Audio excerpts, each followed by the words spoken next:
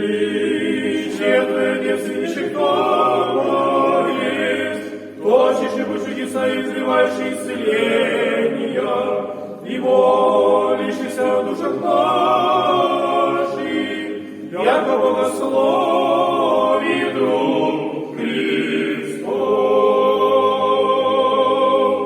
Святому апостолу Евангелисту Иоанну Богослову, убедили сердец ваших, сподобаемся. Святые апостолы и евангелисты Иоанне Богослове, моли нас.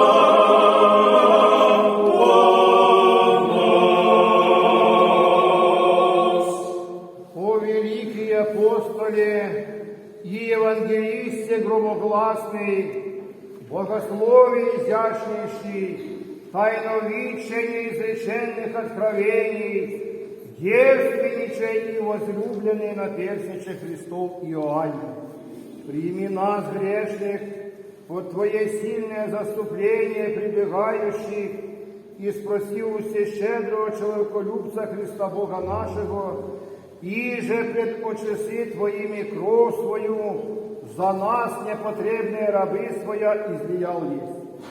Да не помянет беззаконий наших, но да помилует нас и содурит с нами по милости Своей, да дарует нам здравие душевное и телесное, всякое благоденствие и изобилие, наставляя нас обращать оное во славу Его, Творца, Спасителя и Бога нашего.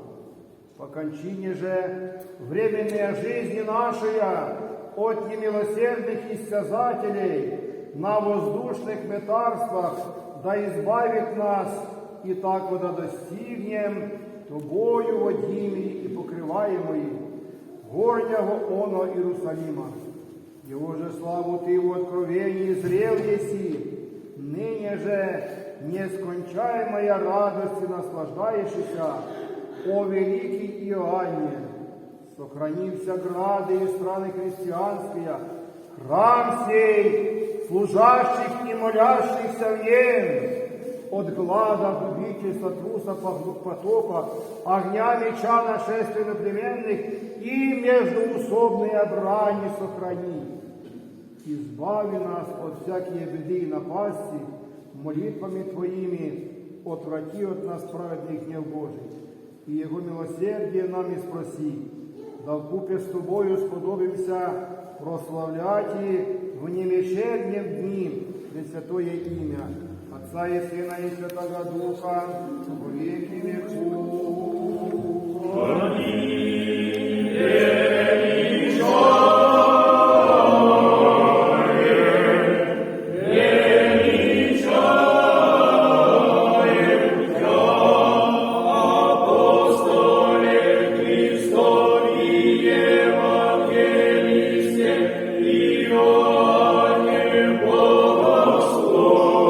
Богослове, и чтим